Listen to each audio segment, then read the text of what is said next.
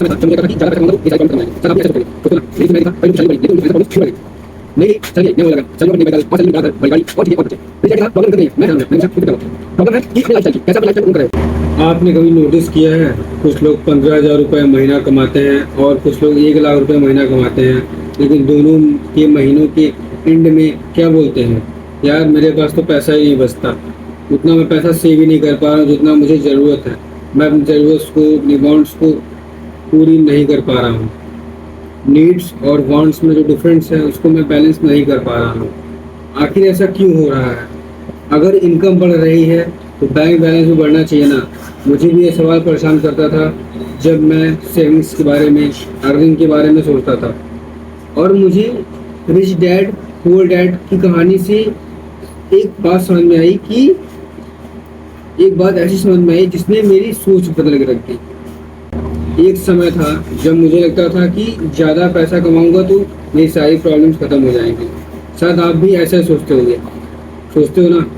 लेकिन फिर मैंने देखा कई लोग की सैलरी बढ़ी लेकिन उनकी फाइनेंशियल प्रॉब्लम्स ही बढ़ गई।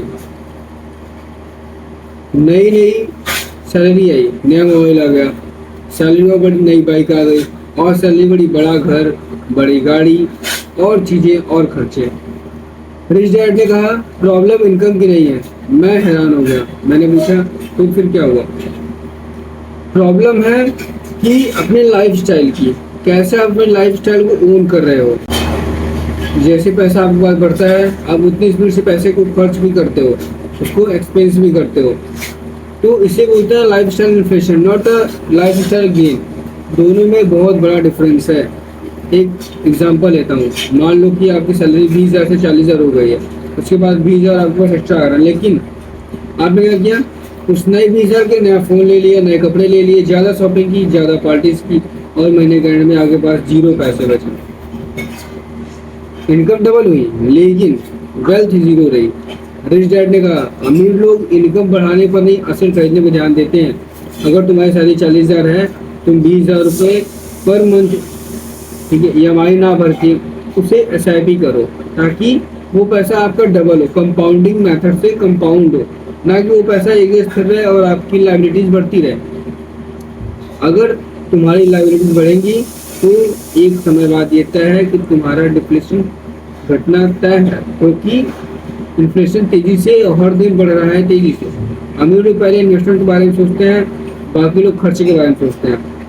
उस दिन मुझे ये बात समझ में आई कि अमीर बनना ज़्यादा पैसा कमाना नहीं होता। अमीर बनना मतलब जो पैसा आ रहा है उसको सही जगह पर इन्वेस्ट किया जाए,